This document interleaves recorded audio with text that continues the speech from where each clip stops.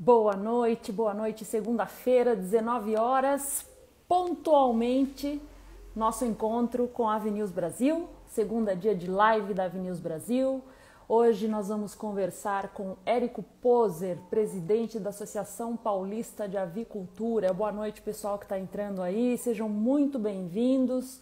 Nós vamos conversar aqui com o Érico Poser sobre o mercado, a indústria avícola e as perspectivas para os próximos meses, para o começo do ano que vem. Vamos falar sobre o assunto que todo mundo quer ouvir falar. José Bottura online, muito bom, muito obrigada, Bottura, pelo prestígio.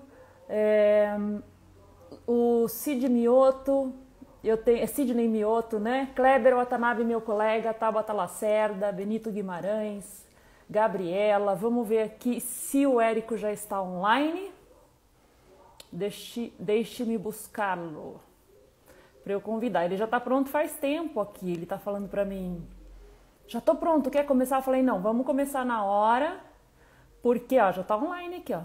Porque é tudo na hora certa, senão a gente começa antes e o pessoal perde um pouco da entrevista e tá todo mundo querendo ouvir a prosa inteira.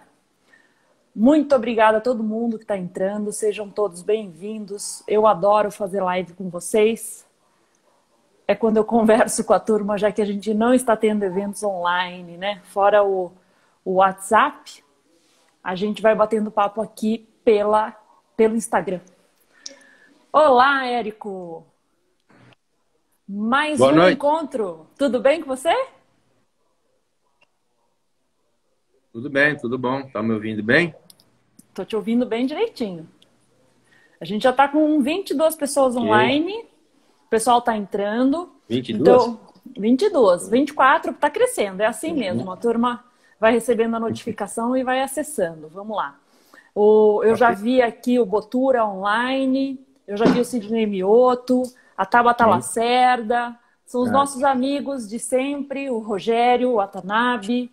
Isso. O pessoal, nossos amigos de sempre que estão acompanhando e estão querendo ouvir as boas novas, as más novas. Boas ou más, né? As boas ou más. O importante é ser novo, né? Isso aí. Érico, a gente conversou. Então, o Érico Poser é presidente da Associação Paulista de Avicultura. A gente conversou com o Érico aqui no início do mês de abril, foi no dia 13 de abril. A gente estava tentando entender quais seriam os reflexos da pandemia sobre a produção de carne de frango. E hoje a gente volta aqui para tentar fazer um exercício de futurologia, que a gente fala, Érico? A gente não é muito bom nisso, mas a gente tenta, né? A gente tenta. O pessoal está perguntando aqui qual é o assunto. Deixa eu colar aqui e fixar. Desculpa, gente, eu me distraí. Deixa eu fixar aqui o comentário, daí a turma que entra já sabe. Aí, obrigada por me lembrarem, viu? Além de presidente da APA, o Érico Poser é diretor da Cooperativa Pecuária Olambra, que abate 80 mil frangos dia e comercializa 95% do que produz no estado de São Paulo. Érico, em abril, na nossa primeira conversa, você frisou que não adiantava o setor achar que tudo estaria resolvido exportando para a China. E realmente, a China é hoje o maior importador da carne de frango brasileira, mas essa proteína ainda não conseguiu ocupar o espaço deixado pela carne suína na preferência dos chineses.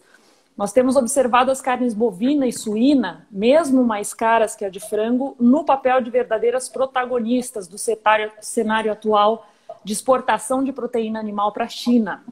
Qual a sua visão sobre esse cenário exportador atual?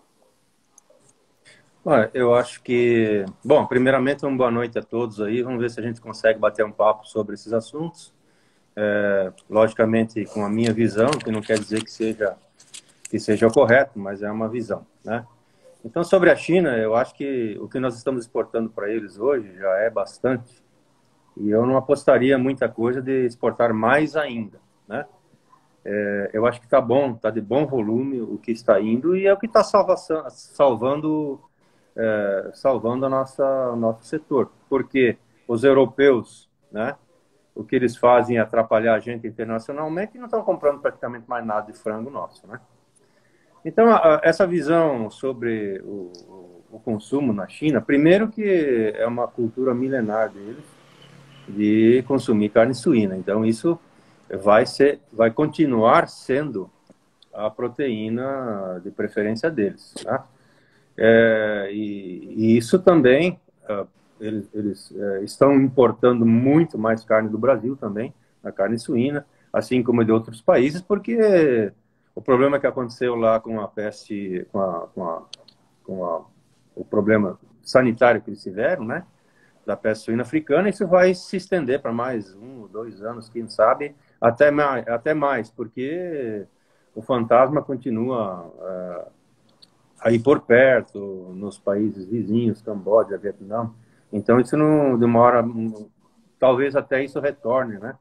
Então, isso é bom para o Brasil, é bom para quem exporta carne suína. Então, carne suína vai continuar sendo a número 1 e eles vão pagar mais caro por ela porque é uma tradição. A carne bovina, que também está sendo exportada muito para lá e logicamente, para suprir essa falta da carne suína, mesmo cara, né? Eles não têm muita opção. É o Brasil, ou é os Estados Unidos, que eles têm problemas de relacionamento comercial com os Estados Unidos, e a Austrália, né? Que é um país que vem aí também de catástrofes lá, de seca, de incêndio e outras coisas mais, com um plantel reduzido. Então, ó, no caso da carne bovina, eles vão continuar importando muito também, ao preço que estiver. E isso tudo está intimamente ligado ao poder de compra do chinês, que mudou totalmente de 10 anos para cá. É um pessoal já que está se fixando nas cidades, e na cidade ele tem emprego, ele tem dinheiro, ele vai comer, né? E no caso da carne de frango, na verdade, ela vai suprir, né, o pessoal de menor poder aquisitivo, como é aqui. E aquelas partes que são iguarias para eles lá, que isso também não tem base de preço. Então, o que eu vejo é mais ou menos isso aí. A carne de frango, então, ela não vai tomar o lugar da carne suína e também não vai tomar o lugar da carne bovina, porque cada classe social lá, cada poder aquisitivo das classes de lá, vai poder comprar a carne que cabe no bolso deles, tá? Mas eu acho que, para o Brasil, essa questão da China foi assim, espetacular, né, o que aconteceu. Tanto para o setor de carnes, quanto para o setor de soja, principalmente. Legal. Deixa eu só falar uma boa noite aqui. A Carla Bordim está entrando, o Alessandro. A turma está online aqui. Acho que ainda não veio nenhuma pergunta específica. Nós estamos no comecinho, mas eu vou dar uma espiada ao pessoal da Academia Avícola. Tem bastante gente online aqui. Nada apareceu de novo aqui ainda. Vamos dar sequência. Lá em abril, Érico, a carne de frango estava passando por uma fase de desvalorização, quando a gente conversou, 13 de abril. Desde junho, o movimento tem sido de alta dos preços, os preços têm melhorado. Segundo o levantamento do CPEA, o mercado vem controlando mais a produção, e nós assistimos um retorno lento do food service, e ainda não temos o retorno das escolas. É possível apontar quais as perspectivas para esse final de 2020, início de 2021, em termos de mercado interno? Bom, o mercado interno ele tem se comportado com algumas alterações a partir dessa questão da pandemia, né? Os meses de março, abril e maio, não foram bons para nós, né? Foram meses difíceis, com um certo prejuízo até. E o que aconteceu depois, não é devido à pandemia, mas sim devido ao mercado, né? Nós tivemos aí uma alta sucessiva dos preços da carne bovina e da carne de suíno. E o que isso levou aos consumidores fazerem? A optarem, logicamente, por uma proteína mais barata, tá? Então, nós temos aí alguns fatores. A produção brasileira de carne de frango, ela está mais ou menos uns 4% mais alta. A exportação de carne de frango brasileira está quase igual ao ano passado, se comparar, né? Então, é inegável que tem mais carne de frango no mercado interno. Em torno de uns 5%, talvez, acumulado de janeiro para cá. Então, onde que foi esse frango? Ele foi consumido no mercado interno. Devido ao quê? Devido ao alto preço da carne bovina e devido a um alto preço da carne suína no ponto de venda, né? Isso foi bom para nós? Foi excelente, né? Só que eu vejo aí um desafio nosso, né? Que é um risco, a gente está sendo levado a reboque pelo preço da carne bovina e suína. A exemplo dos ovos, o que está acontecendo com o ovo? Não decola o preço, não decola. Por quê? Porque a produção está elevada, né? Então, o pessoal do ovo vem aí há uns 3 anos com um crescimento anual em torno de 10%, 8 a 10%. E a verdade é que hoje uma caixa de ovos ela está sendo vendida R$ 80, né, na granja, ou um pouco mais quando é posto no supermercado, quando deveria estar em 110 no mínimo, né? Devido, se for fazer o comparativo com os custos da ração, o setor de ovos não teve essa reação que nós tivemos. Porque quando é que as famílias consomem mais ovos?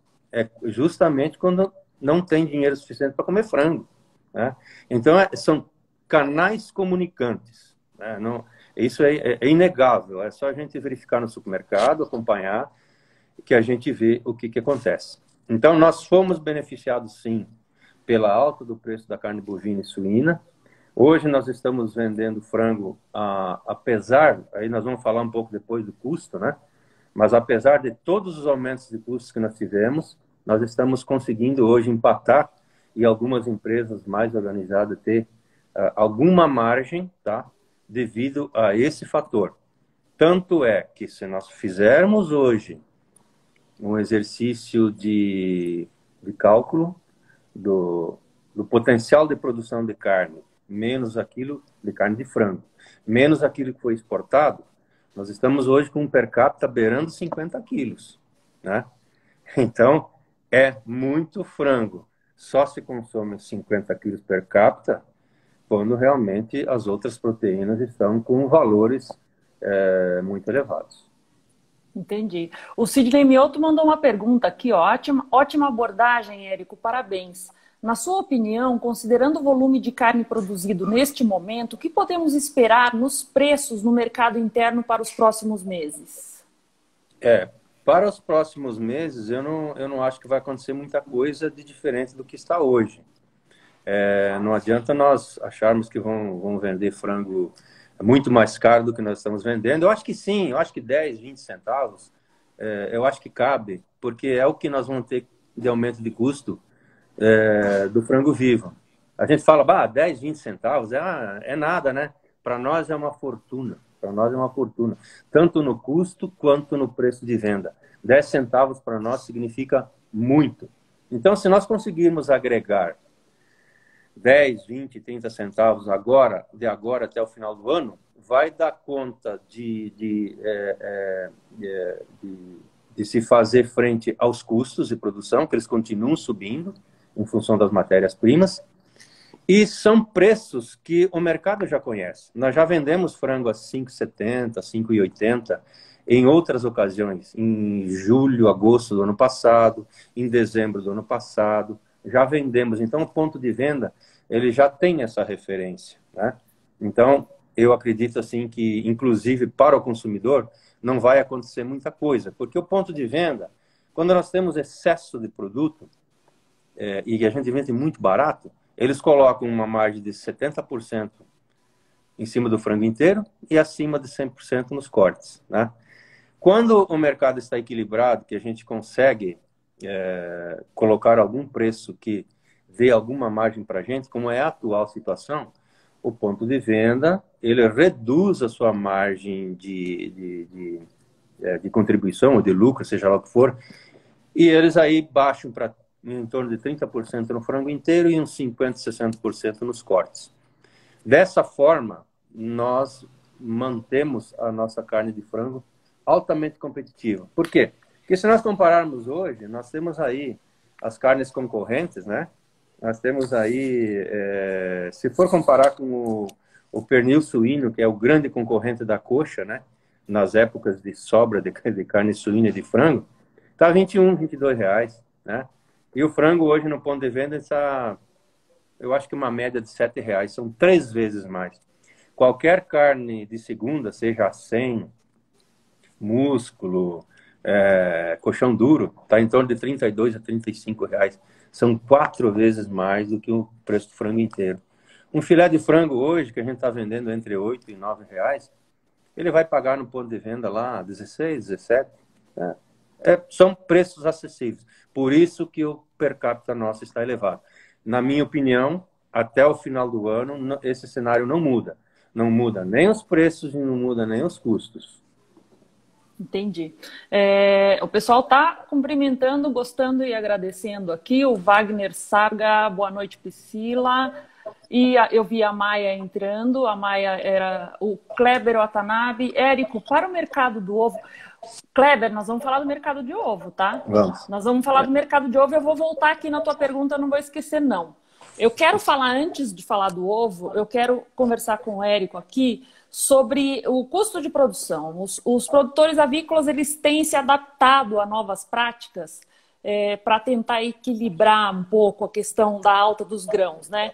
Eu chamaria de novas práticas a compra antecipada, por exemplo, que foi algo muito conversado nas nossas lives com consultores, eventos realizados pelas associações. Eu também escutei bastante sobre isso, que os produtores teriam que se adaptar a essa nova prática da compra antecipada.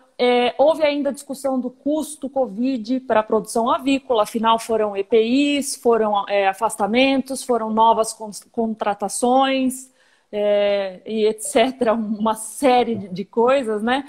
Qual que é a sua avaliação sobre esse aspecto dos custos de produção e perspectivas de preço para a carne de frango? Bom, com relação aos custos, vamos começar pelo mais fácil, que foi a questão dos próprios cuidados que nós tivemos que ter em relação ao Covid, né? Então, a maioria dos abatedouros trabalhou com 10 a 12% a mais de pessoas contratadas. Então, todos os abatedouros contrataram entre 10 e 12% a mais de mão de obra em plena crise, quando todo mundo estava demitindo, né? E continua acontecendo isso, porque diariamente nós temos pessoas que chegam no abatedouro com algum sintoma, independente do que for, ele é afastado, ele é testado e ele só volta quando estiver numa situação segura. Então, esse custo, até o final do ano, ou até quando nós formos conviver com esse problema sem o uso da vacina, nós vamos continuar tendo. Então, nós já tivemos um custo aí na mão de obra, com certeza, entre os afastamentos, esses 10 a 12% a mais que nós tivemos de contratar de pessoas, nós tivemos um aumento de custo aí na nossa folha de uns 15%. Do início do problema até agora, e na minha opinião não muda muito até o final do ano, porque todos estão realmente tomando muito cuidado com isso e fazendo todas as práticas possíveis de prevenção ao Covid. O mais difícil é o custo de produção da ração, né? 75% do custo do frango vivo na plataforma de um abatedouro é ração. Então, se a gente der uma olhadinha, desde o início do ano, nós temos aí uns 30% a 35% de aumento do dólar, nós temos aí um aumento no milho em torno de 18% a 20%, se tomar de janeiro para cá, né? Porque se comparar com o ano passado é muito maior. Mas a soja foi muito cruel, né? A soja nós estamos falando de 60% de aumento de custo, tanto no grão, eu acho que no grão foi até mais, né? E no farelo. E as gorduras, né? Assim, também de uma hora para outra, o óleo de soja subiu, o óleo de frango subiu. Então, todos os componentes de energia das rações, eles estão hoje absurdamente caros. Estão hoje falando em R$5 o quilo, em R$6 o quilo, em R$4,50, quando o normal era R$2, né? Então, nós tivemos, na verdade, o que aconteceu? O custo da ração, do início do ano até agora, teve um aumento de 35%. Se não for mais, pode ser até 38%. E isso, então, uma ração de R$1.300, R$1.400, hoje está custando R$1.900 ou mais, né? Imagina, é um absurdo, eu nunca vi isso na minha vida, né? Aí o pessoal fala, não, dolariza. Eu sei, podemos até dolarizar, mas quase R$ 2 por 1 quilo de ração para frango, é uma coisa assim, totalmente fora de qualquer projeção. Ninguém tinha projetado isso. Eu costumo falar, brincar com os meus amigos, de que nós estamos alimentando os frangos e as galinhas com ração que seria para cavalo de raça, mas cavalo de grande prêmio, não um cavalo ruim, entendeu? Então, tudo isso levou a um aumento do custo do frango vivo em torno de 25% a 26%. Resumo da história, de janeiro para cá, o custo do frango estava em torno de R$ 2,90 a R$ 3. Hoje, de setembro para outubro, o custo do frango aqui no estado de São Paulo vai para R$ 3,75. R$ 3,70, R$ 3,75. Ah, tudo bem. Aí o cara comprou uma empresa mais organizada, ela comprou farelo de soja antecipada, segurou preços menores, ou ele comprou um pouco de milho também da safrinha, numa época boa, R$ 42, R$ 45, R$ 49. Então ele acaba fazendo um mix com essas novas compras que ele está fazendo. Mas hoje o milho é R$ 60. Um farelo de soja acima de R$ 2.000, que está R$ 2.100, R$ 2.150 a tonelada posto na fábrica, é ração de R$ 1.900 a tonelada ou R$ 2.000 a tonelada. Coisa jamais vista.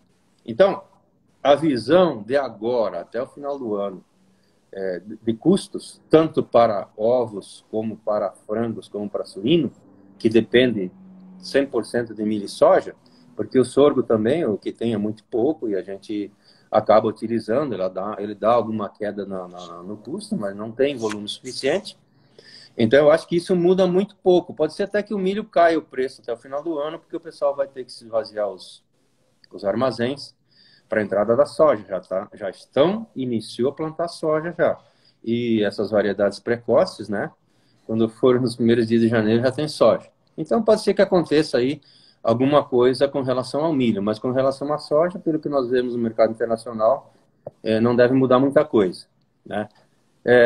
Então, essa questão de compra antecipada, de fazer um framing, no caso da soja, no caso do milho também, fazer compra antecipada, ou seja na bolsa, seja lá o que for, eu acho que isso é uma prática que na soja já é comum, no farelo de soja, e no milho também vai ser comum. Eu acredito que dentro de 1 a 2 anos, até as pequenas integrações vão ter que fazer uso dessa ferramenta. A minha visão sobre o milho é de que vai ser igual à soja, ligado ao mercado internacional. E aqui dentro do país mesmo, nós vemos, assim, ao passar dos anos, nós vemos que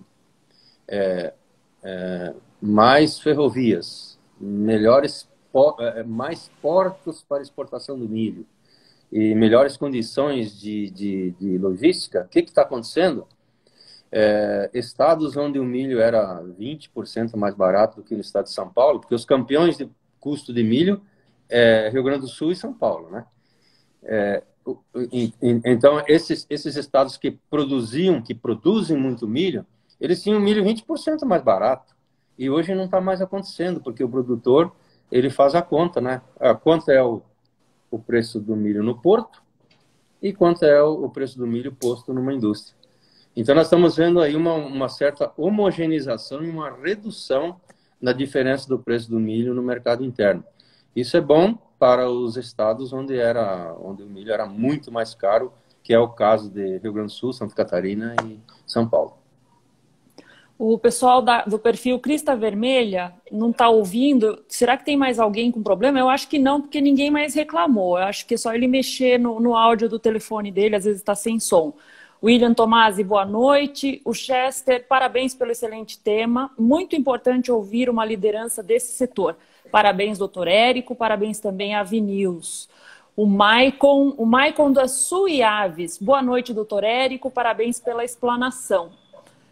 E o Edson Nunes de Passo Fundo, boa noite, atento e participando. Nós agradecemos a todos. Suíno Brasil é a minha irmã caçula, a revista de suinocultura que chegou aqui no Brasil, está online, minha colega Cândida. O Christian está escutando, a turma está escutando bem e o pessoal do Crista Vermelha também está ouvindo a nossa prosa, a nossa boa prosa. Só para falar, eu não quero receber só elogio, eu quero receber crítica se eu estiver falando bobagem. Eu acho que eu duvido, mas aqui é liberado. Pode falar bem, pode falar mal. Inclusive, eu recebi logo um pouquinho antes da gente começar a nossa entrevista, Érico, a gente fez uma pequena enquete da Avinews Brasil para a gente avaliar o nosso trabalho, ver onde que a gente pode melhorar, porque é o nosso objetivo sempre poder fazer cada vez melhor. Inclusive, eu acho que eu contei com a sua contribuição também, que eu passei para algumas pessoas. Foram 42 pessoas que participaram da indústria avícola. Pessoas ligadas ao setor de marketing, de direção, de associações. E eu fiquei muito, muito feliz, porque a gente está aqui no Brasil há 3 anos, e um pouquinho mais só, foi em março, completou 3 anos. E tinha uma pergunta que a gente falava assim: qual sua percepção sobre o grau de seriedade oferecido aos leitores por estes veículos de comunicação? O mais bem avaliado foi a Avinews Brasil. E eu fico muito contente, porque é o trabalho de jornalismo. Eu fiquei muito contente, porque parabéns. É o nosso objetivo, né? Depois teve uma outra perguntinha que eu vou falar, que é rapidinho, não vou ficar ocupando o teu tempo com isso, mas em relação... quer ver? Página 9. Sobre os conteúdos jornalísticos produzidos pela Avinews Brasil, você considera 56% das pessoas responderam muito bons, 31,7% das pessoas responderam melhores que o das outras mídias do setor. Então hoje eu vou dormir como uma pluma. Posso acreditar, muito bom. Né? Posso Isso acreditar. Faz bem. Então, quando o pessoal elogia aqui, agradece os temas, tudo, e a gente abre para as críticas também, é exatamente nesse sentido de fazer um trabalho sério, verdadeiro, né? Que atenda aos interessados, que são as pessoas do setor.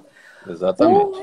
O Fábio Mascarenhas, PPG Agronegócios, UFGD, Universidade Federal da Grande Dourados, né? Acompanhando a live, parabéns pelo tema e discussões. O Edson Bassi, boa noite, Érico, abraço. E o FEBS Carneiro, Érico, na sua visão, como você acha que vai ficar o mercado de insumos e ovos na virada do ano? A turma está querendo entrar na pauta dos ovos, né? Vamos ver aqui, ó. Quer ver? Posso emendar a minha pergunta com a dele? E eu já vou fazer a do Watanabe. Ele deu um tchauzinho aqui, como quem diz, não esqueça de mim. A pergunta dele era assim, ó. Érico, para o mercado do ovo, o custo alimentar está alto e o preço de venda do ovo abaixo disso. Há uma expectativa de melhorias? Existe possibilidade de exportação a curto prazo?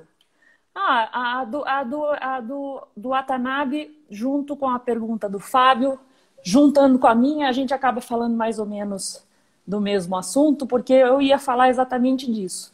Que você é presidente da APA, o estado de São Paulo é o maior produtor de ovos do Brasil, e eu ia falar sobre essa questão da queda do aumento do custo de produção, da queda do poder de compra dos produtores de ovos, e resgatar essa questão que eu participei de um debate da Asgavi, que falava da importância de você cativar um mercado externo, né? De haver um compromisso dentro do setor, de você ter uma cota de abastecimento para o mercado externo e que ela seja mantida. Porque o que acontece é que quando o mercado externo está propício, o pessoal vende ovo para lá, se o interno fica melhor, para de vender para eles, então você fica... Quem compra fica inseguro, né? Então eu junto aí com o Watanabe e o Fábio, e te dou a deixa para você lavar a égua.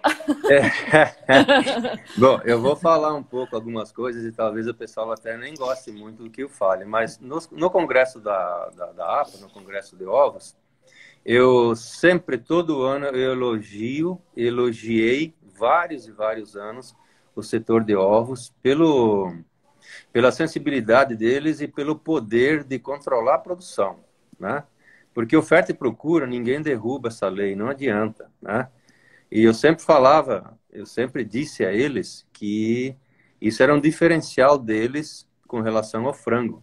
Porque com relação ao setor de frangos, não aprende essa lição. Então, a gente aumenta a produção e lá na frente bate com a cara no muro porque é oferta e procura. Não adianta querer dizer, não, o meu custo é tanto, eu vou vender a tanto. Não existe isso, é oferta e procura. Então, infelizmente, talvez eu tenha que dizer a eles que eles ficaram com inveja do frango e fizeram a mesma prática durante os últimos 3, 4 anos, né? Então, não existe mercado que resista a um aumento de produção, um aumento de alojamento de pintainhas de em torno de 8 a 10% durante 3 ou 4 anos. É mais ou menos isso. Então, hoje claramente está tendo um pouco de sobra de produto. E a única maneira, eu não estou aconselhando nada, mesmo porque eu, como presidente de uma associação, não posso fazer isso. Mas os produtores sabem muito bem o que deve ser feito. É adequar a oferta ao que tem de demanda. E no frango, não vai pensar que nós aprendemos, não. Nós só estamos hoje vendendo o nosso produto a um preço que cobre os custos em função da carne de boi e da carne de frango. Eu não tenho vergonha de falar isso. Tá? É isso. E o meu receio para o início do ano que vem é justamente isso. Nós temos uma grande muleta que nós tivemos desde o início da pandemia até agora, que é esse auxílio emergencial. Quer queira ou quer não, são 40 e tantos bilhões de reais que foi colocado na mão do povo e foi tudo para o mercado. Girou, não ficou na poupança. Isso virou comida, em primeiro lugar, virou pagar conta, virou fazer casa, um puxadinho daqui e dali, tanto que vocês viram aí os reflexos com relação ao material de construção, cimento, etc, etc. Então,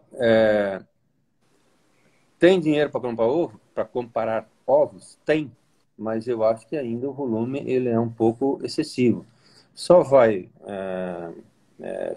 controlar isso a hora que adequar a oferta com a procura. Com relação à exportação de ovos, é o seguinte, o setor de ovos tem que aprender realmente com o setor de frangos, né? O setor de frangos vem exportando já há décadas, né? E é um mercado que ele não pode ser assim, sobrou no mercado interno, exporta, faltou no mercado interno, abandona, esquece. Não é assim que funciona. A exportação de ovos, é lógico, eu estou falando de exportar ovo industrializado, né? Tem que fidelizar o cliente e manter os volumes mesmo em períodos que isso não dá dinheiro. O pessoal do frango, eu não sou especialista em exportação, São Paulo exporta mais ou menos uns 12% da produção só, mas os grandes exportadores do Brasil, o que eles fazem? Nós temos que bater palma para eles, porque tem períodos em que a exportação não dá dinheiro, e eles mantêm a exportação, mantêm os volumes, não jogam um monte de produto no mercado interno, com algumas exceções. Então, a fidelização do cliente lá fora, ele vai ter que ser feito muito comparado ao que o frango fez.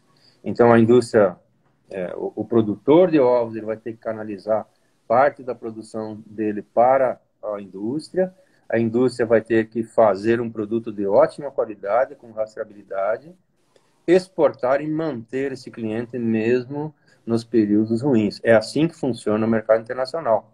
Então, eu acho que a saída para a exportação, e tem mercado, tem muito mercado, é isso, é fidelizar, e a fidelização ela implica em manter os clientes, manter os volumes mesmo em épocas ruins.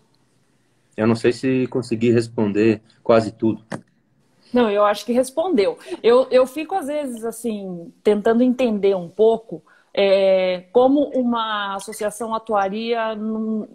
Seria um trabalho de conscientização do setor, porque quem vai abraçar a exportação é a empresa privada, né? O produtor de ovos privado, é ele que vai, ou uma cooperativa, ou uma indústria.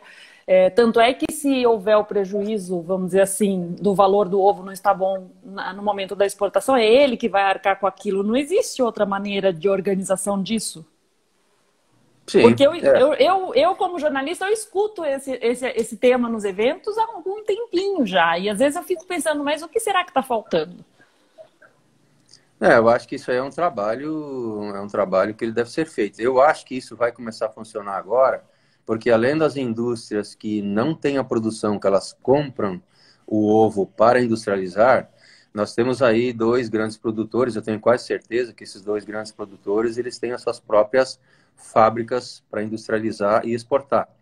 Então, eu acredito que essa prática ela vai ficar mais comum daqui para frente e isso vai fazer com que outros grandes produtores ou uma união de produtores através de uma cooperativa que tem cacife para montar uma fábrica ou para comprar uma fábrica e investir em equipamentos para ter um nível de segurança suficiente para exportar, vai ser possível. Então, eu acho que essa prática no setor de ovos, ele vai ser daqui para frente cada vez mais perseguido.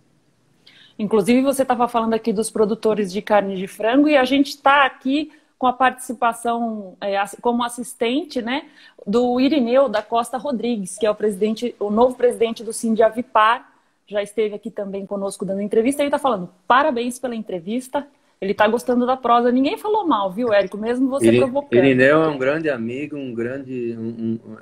ele é um espetacular dirigente, né? Agora, inclusive, de associação, não só da cooperativa dele. Um pessoal muito agressivo, muito otimista e que realmente bota as coisas para funcionar. Parabéns aí. Legal. O Manuel Carlos está fazendo uma pergunta aqui. Boa noite. Se o sorgo deixa o custo da ração mais barata, por que os cooperados não aumentam seu plantio? Bom, o sorgo é o seguinte, o sorgo por exemplo, o sorgo para suínos, ele é altamente viável, principalmente para as fêmeas, né? Fêmeas em gestação e tal. No caso das galinhas, também ele é viável, porque ele reduz bastante o custo em função dele não, para as galinhas poedeiras, por exemplo, não precisa de muita energia.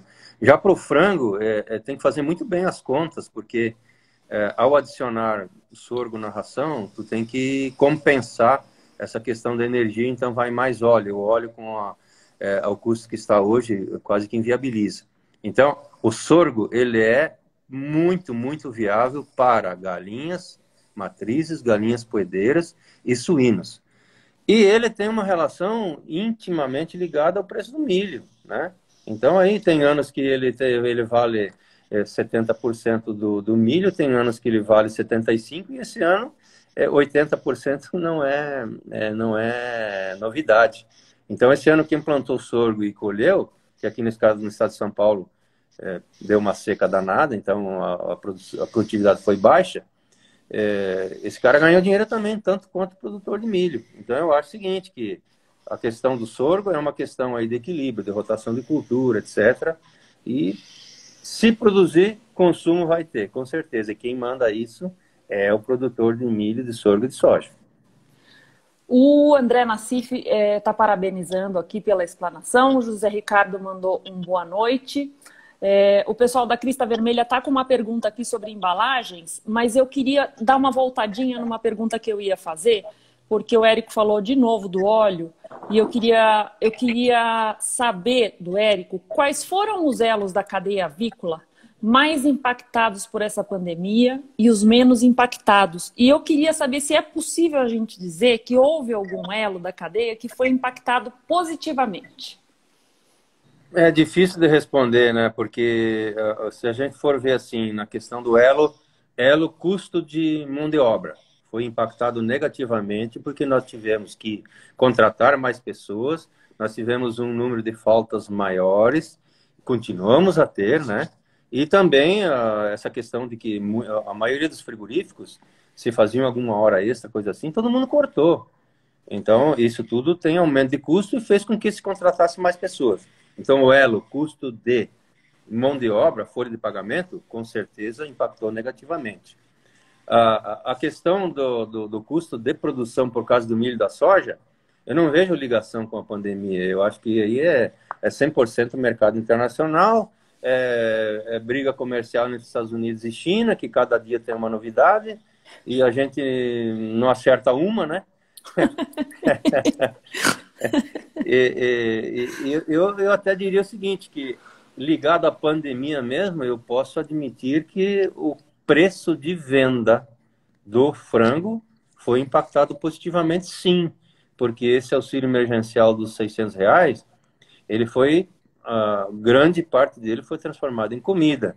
E no ovo também, não é porque o ovo não está com um preço coerente, que cubra os custos, que esse auxílio não ajudou. Ajudou sim. Se não fosse esses R$ 600, esses R$ 300 que vai ser agora, eu acredito que a gente estaria passando alguma dificuldade. E isso sim, eu coloco aqui para todo o setor, que é uma questão que nós temos que nos preocupar para janeiro em frente.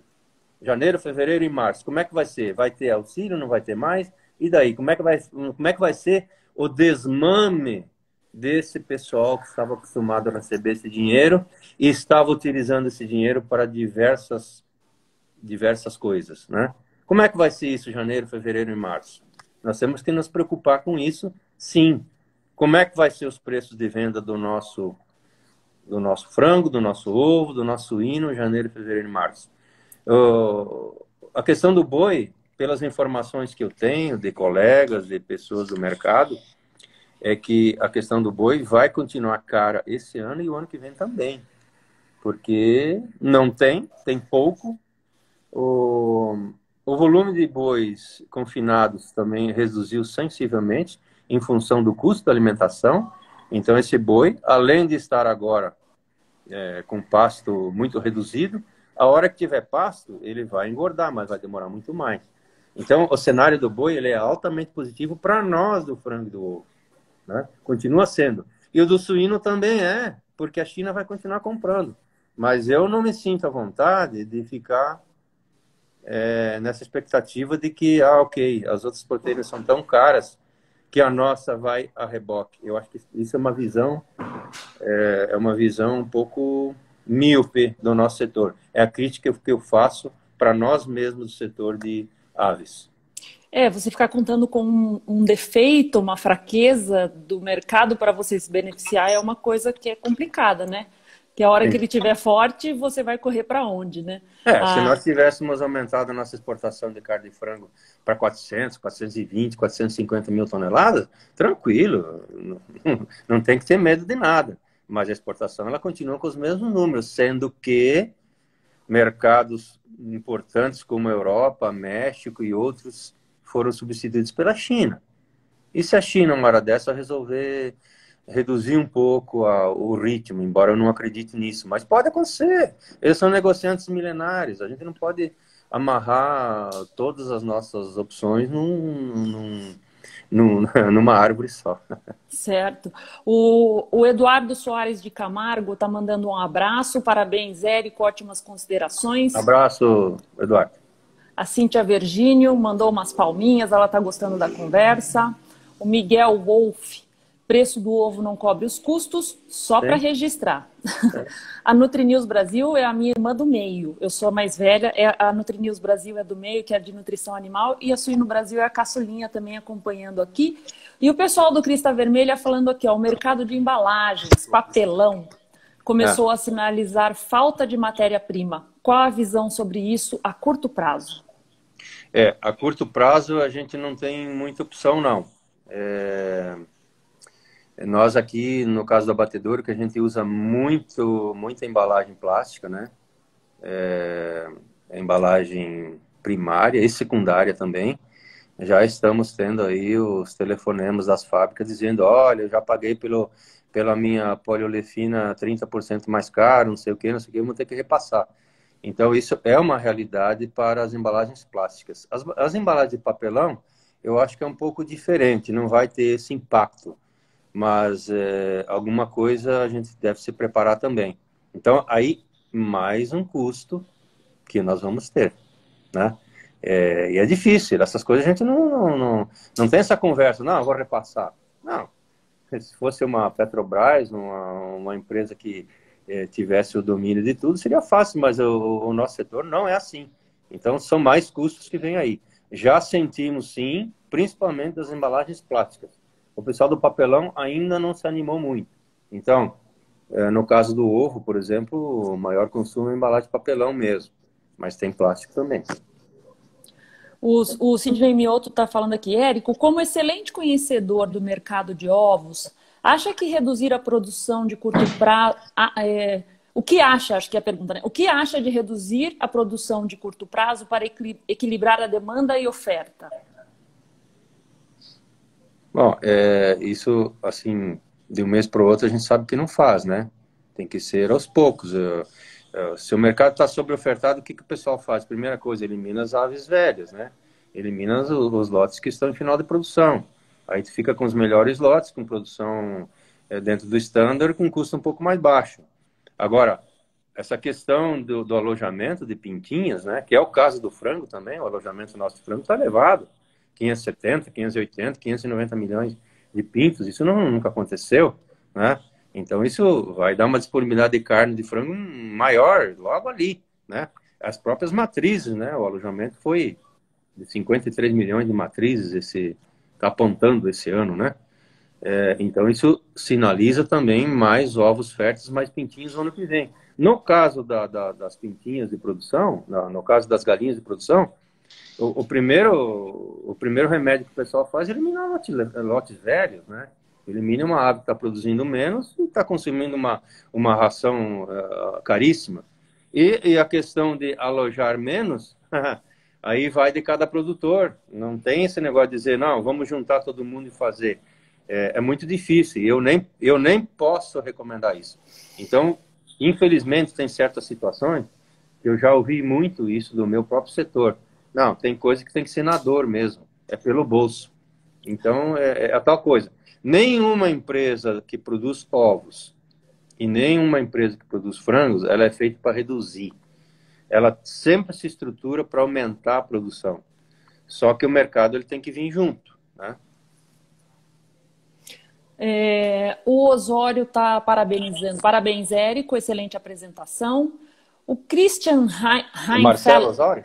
Mas Osório Dal, eu não sei qual que é o nome dele, o usuário dele é Osório Dal, eu não sei. Tá. Não, eu conheço. É ele mesmo? Conheço. O Christian está falando aqui, ó, sobre a qualidade de aves para exportação e exigências técnicas, controle de metais pesados, dioxinas, furanos, PCBs, quanto a indústria interna está preocupada em atender às normas internacionais? Bom, como nós temos hoje, a minha visão é a seguinte: a origem das matérias-primas que produzem um frango para exportação, um frango para o mercado interno, é a mesma, né? As vitaminas, o milho, a soja, os minerais, o fosfato, seja lá o que for. Então, as matérias-primas, que é a origem, é a mesma. Então, se tiver que ter alguma contaminação, algum problema, nós vamos ter os resíduos tanto no produto para o mercado interno quanto para exportação. E isso está sendo muito bem controlado pelo Ministério da Agricultura. Nós temos coletas de material a toda hora, dependendo do número de abate de cada abatedouro. Eu estou falando agora sobre frangos, né? Dependendo do número de abate diário de cada abatedouro, tem uma escala de coletas para envio desses materiais para pesquisa disso, né?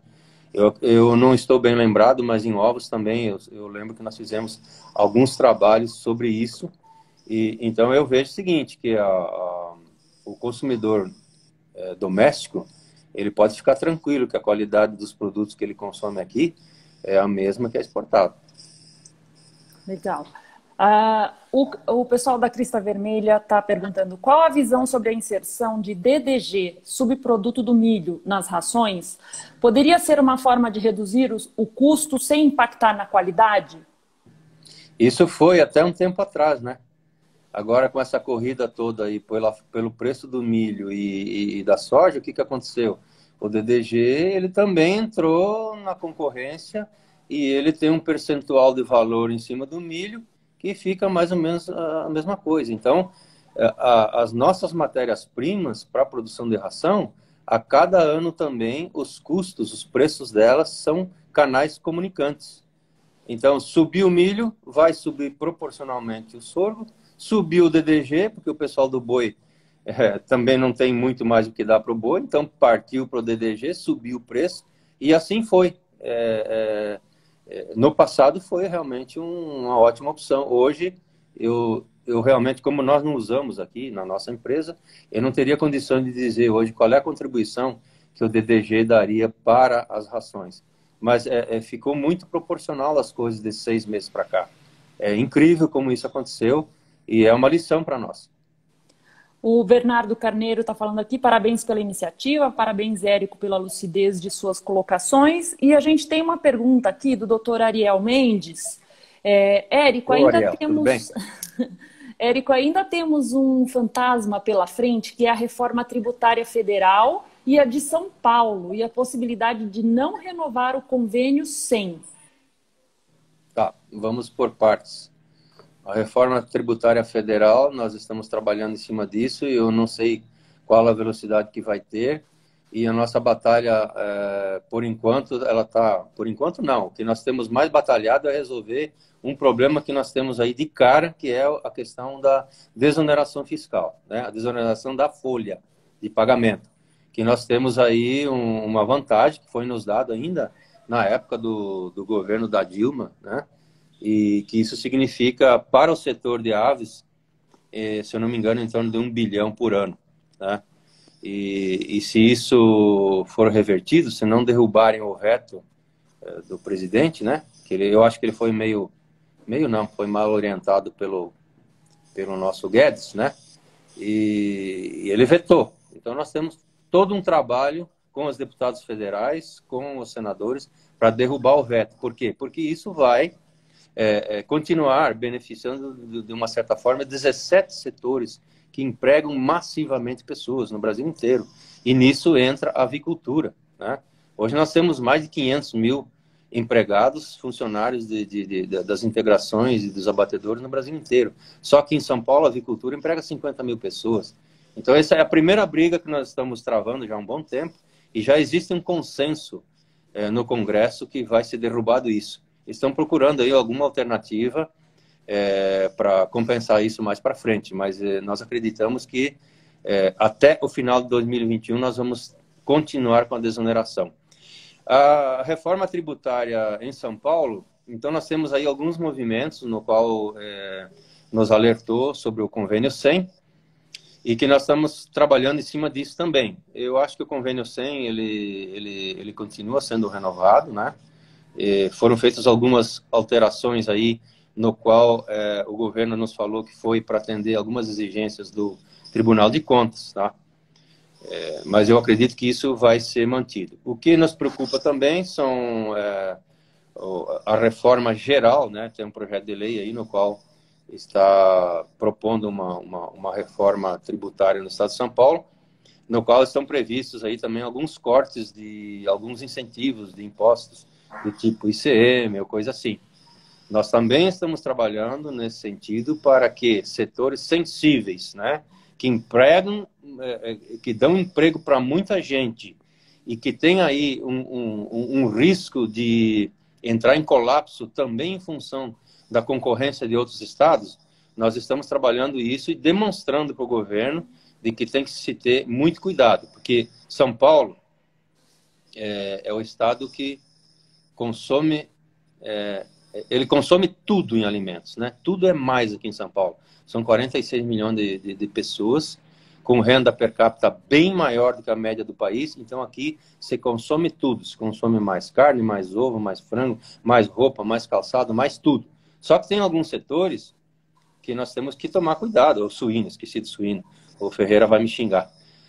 Nós temos que ter cuidado porque São Paulo é um grande centro consumidor. Isso não quer dizer que a gente tem que abrir mão ou facilitar com os setores produtores que produzem proteínas para o estado de São Paulo e que, lógico, vem muita proteína de fora ainda e que emprega muita gente. Então, nós estamos deixando bem claro para o governo que eles têm que fazer o favor de nos incluir fora disso, porque se for feito alguma coisa prejudicial nesse sentido, nós vamos colocar em risco o setor produtivo de São Paulo e as empresas que empregam, né?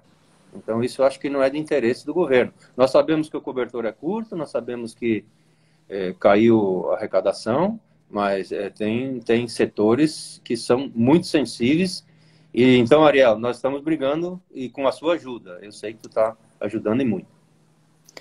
Nós temos aqui 5 minutos, passa voando o tempo. Eu tive a impressão hoje, Érico, que se a gente fizer uma live semanal com você, você pode começar a cobrar consultoria. Não, o pessoal vai enjoar da minha cara, tem que encontrar outras pessoas. Porque tem pergunta de todo tipo aqui, tem resposta para todas. E acho que a gente podia partir para o encerramento, e o Ariel comentou aqui do projeto de lei 529/2020. Se você quiser já fazer o encerramento e se quiser acrescentar alguma coisa sobre esse projeto que seja importante, porque o tempo passa muito rápido.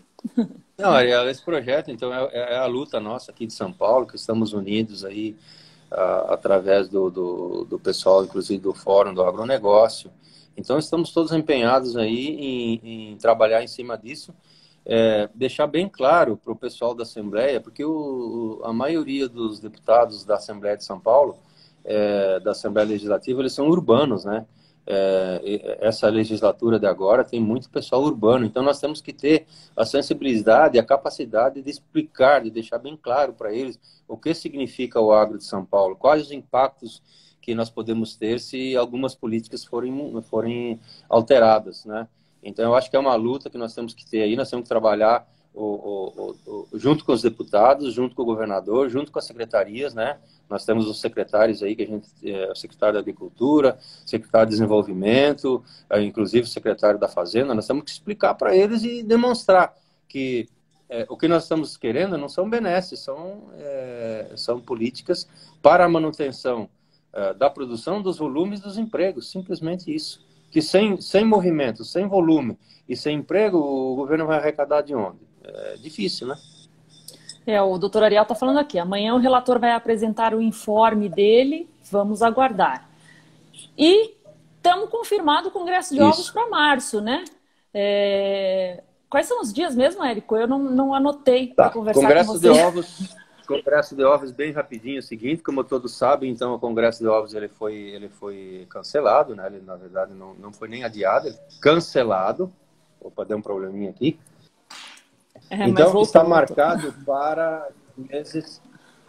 para novamente em março, dia 16, 17 e 18 de março, no mesmo local, provavelmente, lá em Ribeirão Preto. A comissão está trabalhando, o pessoal todo está trabalhando no Congresso. Se até lá os órgãos oficiais não permitirem esse tipo de evento, então nós temos uma chance para a primeira semana de setembro também. Nós estamos deixando na manga essa possibilidade. Então, toda a questão de temário, a questão de tudo isso está sendo trabalhado como fosse acontecer em março. Caso não aconteça em março, nós vamos fazer em setembro, então. Tá joia, tá tudo certo. Pessoal, muito obrigada pela participação de vocês. O Kleber está falando ótima live, parabéns, Érico, e obrigado mais uma vez. Temos o agradecimento do pessoal da Crista Vermelha, muito boa live, gratidão, parabéns. William Tomasi, parabéns, Érico, excelente conversa. Muito obrigada por compartilhar seu conhecimento conosco, grande abraço. Muito obrigada a todos. Segunda-feira que vem tem mais. Eu estou articulando para ver se eu consigo trazer o Bruno Pessamilho, do Ministério da Agricultura, para a gente falar sobre biosseguridade. Eu assisti uma live deles, do Suasa, eu assisti lá no YouTube, e eu chamei ele para a gente vir aqui trazer as novidades para a nossa turma. Espero que dê certo. O pessoal trabalha bastante, tem que achar um tempinho na agenda. Érico, mais uma vez... Muito obrigada. Eu estou rezando para a gente se encontrar em março no Congresso de Ovos. Okay. Senão vou virar caramujo. Sem problema. Eu agradeço a todos os que acompanharam a live aí. E obrigado pelos elogios. E também, se tiver críticas, a gente fica aberto a isso. E qualquer coisa que precisar, eu estou à disposição. Sempre. Muito obrigada. Boa noite a todos. Até segunda-feira que vem. Um abraço. Boa sorte a todos. Obrigada. Tchau.